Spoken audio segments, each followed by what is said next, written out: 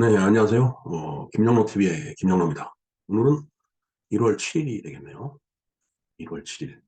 아주, 새해 들어서 이제 첫 번째 그 7, 럭키 세븐의 날이네요. 여러분, 기분 좋은 하루 되시기 바랍니다. 오늘은 이제 무슨, 일이 있었나 하고 살펴보니까, 그, 그때 당시, 황제는 아니었죠, 아직. 황제가 되기 직전이었는데, 고종이, 나라는 망해가는데, 1884년에 이제 갑신정변이 일어났죠. 김옥균, 박영효, 아니면 이영식, 뭐 이런 일본, 친일 경향을 가진 그 이제 개혁 세력들에 의해서 이제 갑신정변이 일어났는데, 그래서 이거 우정총국 개소식하는 날 이제 정변을 일으켰어요. 근데 성공을 했죠. 성공을 했지만은 이제 3일 천하고 끝나버렸습니다. 3일 후에 다시 실각을 했는데, 그리고 나서 이제 실패를 하니까 전부 이제 일본이나 이런 데로 망명을 했죠. 물론 많은 그 어려움을 당했죠. 뭐 연자제 같은 게 있었기 때문에. 그리고 나서 이제 10년이 지난 다음에 이모군란이 일어나고서 이제 1894년에 그 갑오경장이 일어납니다. 갑오개혁이죠. 뭐 경장이라는 게 이제 개혁이라는 뜻이니까. 음, 갑오경장이 이제 일어나는데 그 친일 세력들이 다시 돌아와서 이제 그 갑오경장을 이제 일으킵니다. 이제 그 와중에 이제 고종에게 이제 건의를 하는 거죠. 이게 정말 나라가 꼴이 엉망이니까 나라를 이렇게 좀 고쳤으면 좋겠다라고 해갖고 이제 상당히 그 개혁적인 어떤 행위를 많이 하죠. 근데 그게 이제 뭐 못 이겨갖고 마음에 내키진 않지만 이제 고종이 이제 어, 홍범 14조라는 걸 갖다 이제 결정을 해서 반포를 하게 됩니다. 지금 해설을 보면 이제 우리나라 그 최초의 근대적 헌법이다 이렇게 이제 평가를 하고 있는데 뭐 그 내용은 이제 좀 이따 자세히 알아보겠지만 어, 그러니까 이제 전제 본조로서의 고종의 어떤 그 권력을 갖다 이제 야 우리나라는 공화정으로 가야 된다라고 해갖고 이제 고종의 권한을 갖다 자꾸 축소를 시켰던 거예요.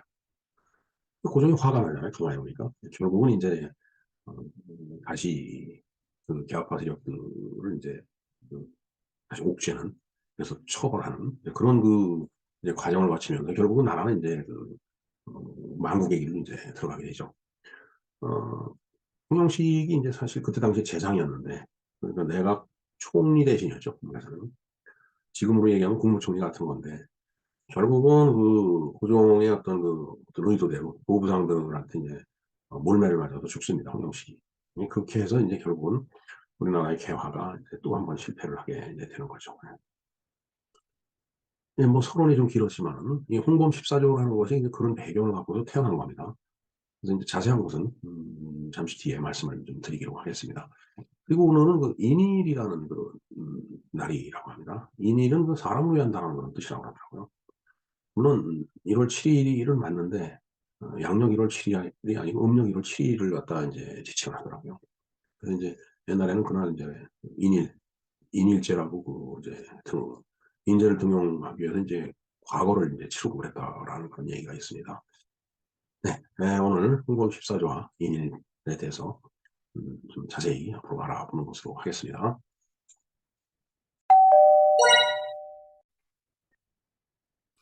네, 그 홍범 14조에 대해서 알아보겠습니다. 자, 홍범 14조라고 하는 것은 1895년 1월 7일 오늘이네요. 음력으로 따졌을 때는 1894년 12월 12일입니다. 이날 제정 선포된 우리나라 최초의 근대적인 헌법이다라고 정의를 하고 있습니다. 정말 뭐 근대화가 됐는지는 사실 의문스럽고요. 뭐 어찌됐든 그간의 그 기존의 왕권에 의해서 모든 일이 좌지우지되던 그런 어떤 시대적인 뭐 규범이라고 할까? 이제 그것이 이제 뭔가 법제화돼야 된다라는 그런 이야기를 담은 그런 어떤 규정이기 때문에 그래서 그걸 이제 최초의 근대적 헌법이다라고 이렇게 정의를 하고 있다고 봐야 될 것 같습니다. 자, 홍범할 때 이제 홍자는 이제 넓을 홍자죠. 홍수할 때 이제 큰 물이니까 이게 크다라는 뜻입니다. 넓고 크다라는 뜻이죠. 자, 근데 시대적 배경이 1895년이니까 갑신정변이 1884년에 이제 일어났지만 3.1천하로 끝나고 갑오경장이 이제 10년 뒤에 1894년에 이제 갑오경장, 즉 갑오개혁이 이제 일어나죠. 그 갑신정변에서 그 이 패퇴했던 그 이제 친일 그 개화파들이 다시 1894년에 갑오경장을 통해서 다시 이제 그 정권의 이제 전면에 정치 전면에 나섰다라고 이제 보면 되겠습니다. 음, 일단은 그 내역을 한번 보겠습니다. 1895년 1월 7일 고종 32년입니다. 고종은 세자와 대원군 종친 및 패권을 거느리고 종묘에 나아가 먼저 독립의 서고문을 고하고 이를 선포하였고 1월 8일에 이를 전 국민에게 반포를 하였다. 예, 서고문이라고 하는 것은 그 옛날에 임금이 종묘에 알리던 그 나라의 큰 일을 적은 글이다라고 정의되어 있습니다. 자, 종묘. 이제 지금 종로 삼각 쪽에 가면 이제 종묘가 있죠. 예. 그게 결국은 그 조선조의 그 왕이라든가 왕비 이런 그 유패를 모셔놓은 사당입니다, 거기가. 종묘사직을 이제 지킨다라고 해서 그 사당을 지키기 위해서 결국은 고종이 나라도 넘긴 거 아닌가 이런 생각도 해볼 수가 있어요. 어찌됐든 이 문제는 모두가 다시 한번 관심을 갖고 들여다봐야 될 일이라고 생각을 합니다. 네, 두 번째 보겠습니다. 이 서고문을 홍범 14조라고 하여 근세 최초의 순한글체와 순한문체 및 국한문 혼용체 세 가지로 작성하여 발표를 했는데 순한글체에서 홍범 14조를 14가지 큰 법이다라고 표기를 했다고 합니다. 즉 홍자가 넓은 홍자, 크다, 홍수할 때 그 큰 물이 홍수잖아요. 그러니까 큰 홍범, 큰 법이다 이거죠. 규범이다 이거죠. 그게 이제 14가지였습니다. 자, 이는 14개 조목이 강령으로 자주독립의 확립, 왕위 세습제, 후빈의 정치 불반영, 조세 법률주의와 예산 편성, 지방 관제의 개혁과 지방 관리 권한 제한, 선진 외국 학예와 문화 수입, 입법과 국민의 생명 재산 보호, 징병과 군대의 양성, 광범위한 인재 등용 등이 그 내용이다. 자, 여기 보면은 뭔가 상당히 근대적인 개념이 많이 들어가 있죠. 입법이라는 문제, 그다음에 국민의 생명과 재산을 보호한다는 문제, 그다음에 선진 외국으로부터 문화를 수입하고 기술을 도입해야 된다는 문제, 그다음에 이제 그 조세 법률주의라든가 정치 불가능, 뭐 상당히 그 진취적이고 개혁적인 그런 내용들이 포함되어 있다고 봐야 될 것입니다. 자, 그 14조를 한번 하나씩 보도록 하겠습니다. 제1조를 보면은 천국에 의존하는 생각을 끊고 자주독립의 기초를 세운다. 참 사실은 그 고종이 동학 운동 같은 경우도 이제 청군을 그 이제 불러들여 갖고서 진압을 했죠. 이게 정말 말도 안 되는 거예요. 자기 나라 사람들을 외국 군대를 끌어들여 갖고서 진압을 하고 죽인다라는 게 정말 참 그런 의미에서 보면은 참 고종은 나쁜 사람입니다, 진짜. 뭐 어찌됐든 방법이 없어요. 왜? 그때 당시에 최후의 결정권자였기 때문에 모든 책임은 고종한테 있는 겁니다. 나라를 일본에 넘겨준 것도 고종 책임이에요. 이완용도 뭐 잘했다 소리는 못하지만은 이완용보다 더 큰 책임을 져야 될 사람이 바로 고종 자신인데 우리는 지금 고종을 황제라고 얘기를 하고 있습니다. 지금 이건 좀 생각을 해봐야 될 문제라고 봅니다. 그다음에 제2조 왕실 전범을 작성하여 대통의 계승과 종실 척신의 구별을 밝힌다. 전범이라는 게 이것도 일종의 규범이죠. 그러니까 이게 조선시대 때는 왕조도 무슨 어떤 규범이나 이런 거에 의해서 움직인 게 아니고 그냥 왕의 느끼는 대로 그 뭐 왕비나 왕후나 뭐 이런 권력가들이 그 생각나는 대로 그냥 기분에 의해서 그렇게 했다는 얘기뿐이 안 되죠. 지금 제2조를 봤을 때 그렇게 뿐이 해석이 안 됩니다. 그다음 제3조 국왕 대군주 국왕이 정전에 나아가 정사를 친히 각 대신에게 물어 처리하되 왕후 비빈 종실민 및 척신이 관여함을 용납치 아니한다. 자, 국왕이 정전에 나아가 정사를 친히 각 대신에게 물어 처리한다. 그 혹자는 그렇게 얘기를 하죠. 고종이 아침에 출근도 안 하고 그냥 뭐 침실에 있었는지 모르지만 그리고 뭐 그 각 대신에게 물어 처리한다라는 게 그 대신은 참모예요. 지금으로 얘기하면 장관입니다. 그럼 국사를 결정할 때 장관들하고 당연히 의논을 해야죠. 그것도 그냥 기분 내키는 대로 한 거 아닌가. 이 말로 보면 그렇게 유추가 됩니다. 그다음에 이제 여기에 이제 뒤에 왕후, 비빈, 종실 및 척신 이 권력가들이 뭐 비선이든 뭐 비선이 아니든 여기에 그냥 관여해갖고 이리 휘두르고 저리 휘두르고 결국은 모든 백성만 어, 피곤하고 괴롭고 힘들었던 거죠. 네. 제4조 왕실 사무와 국정 사무를 분리하여 서로 혼동하지 않는다. 이거 굉장히 중요한 얘기죠. 왕실 사무는 그 국왕 개인의 일이에요. 근데 그걸 가지고 국정하고 구분이 안 됐다라는 얘기죠. 정말 그 구한말 만국조선의 그 자세한 내용들을 이런 자료 저런 자료 들여다보다 보면은 정말 기가 막힌 게 너무 많습니다, 사실은. 사실 5조 의정부와 각 아몬의 직무 권한의 한계를 명백하게 규정한다. 뭐 아몬이라고 하는 것은 관청을 얘기하는 거니까 의정부는 뭐 사정기관이고 그러니까 이게 각 부처들의 직무 권한이 한계가 좀 명백하게 규정이 돼야 된다. 막 월권을 하는 거죠. 지금 같으면 뭐 행정안전부 장관이 뭐 국방에 대해서 뭐 관여를 한다든가 뭐 이런 얘기가 가능했다는 얘기예요. 그러니까 그 권한의 한계를 명확하게 규정하자라는 그런 얘기죠. 제6조 부세는 모든 법령으로 정하고 명목을 더하여 거두지 못한다. 그러니까 세금을 걷는 것도 마음대로 했다는 얘기예요. 뭐 그러니까 뭐 인두세란 말이 있듯이 뭐 머리 숫자대로 뭐 공물을 걷어간다든가 이런 일들이 그런 예들이 비일비재했던 게 이제 저때 당시 그 현실이 아니었나 이런 생각을 해봅니다. 제7조를 볼까요?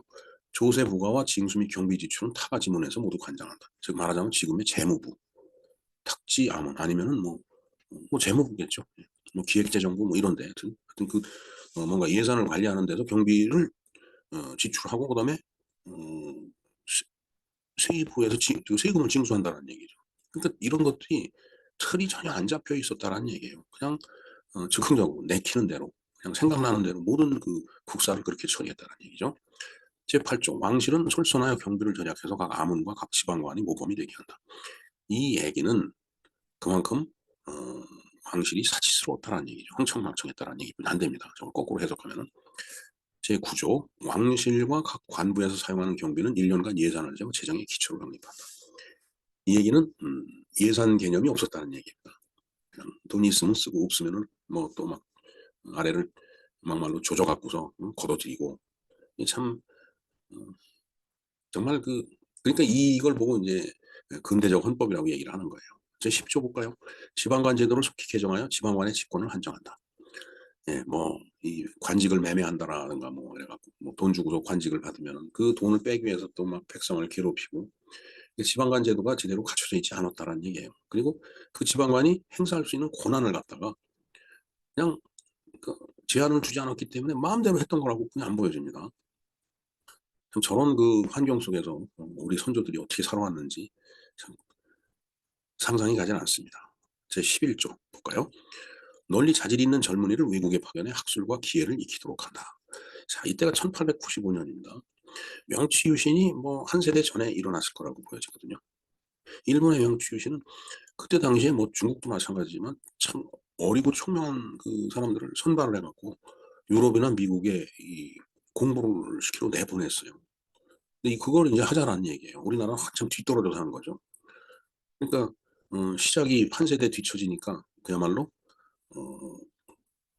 뭐 늘 뒤처졌던 거죠. 계속 그러다가 근래에 와갖고 뭐 일본을 따라잡느니 뭐 이런 얘기하는데 참 우리의 역사를 보면 한심하고 기가 막힌 때가 한두 번이 아닙니다. 제12조 볼까요? 장교를 교육하고 징병제도를 정하여 군제의 기초를 확립한다. 이거는 지금의 국방이죠. 제가 언젠가 그 남대문 전투에 대해서 얘기를 했는데 이모군란이라든가 이런 걸 보면은 뭐 남대문 전투는 이제 결국 조선 군대를 해산하니까 이제 일어났던 그 반발에 의한 그 이제 전투였고 이모군란 같은 경우는 정말 그 급료를 주지 않아 갖고 그래서 그 불만이 폭발해 갖고서 일어난 그 굴란이잖아요. 그야말로 그런 것들도 제대로 갖춰지지 않았었다는 얘기예요. 그냥 왕실만 보호하는 그런 군대만 있었고 나라를 보호하는 군대는 없었다는 얘기입니다. 자, 그러니까 나라를 빼앗기는 게 아니라 넘겨준 거죠. 솔직한 얘기가.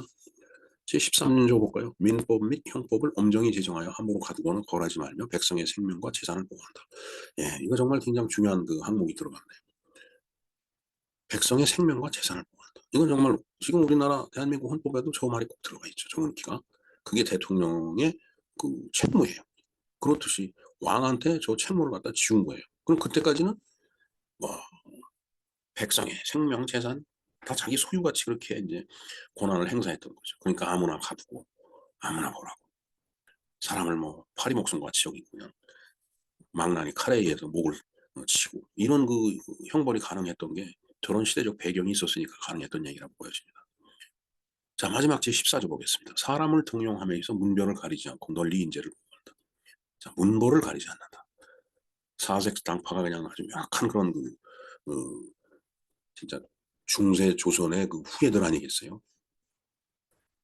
뭐 동인서인 노론소론, 남인 북인, 이게 이제 그런 그 파벌임, 그 어떤 어, 주작보다 더 주작스러운 그 조선 성리학의 그 거두들이 자기 휘하에 거느리고 있는 그런 그 이제 졸개들을 갖다가 전부 등용을 그러니까 서로 그 패거리 문화가 형성이 된 거죠.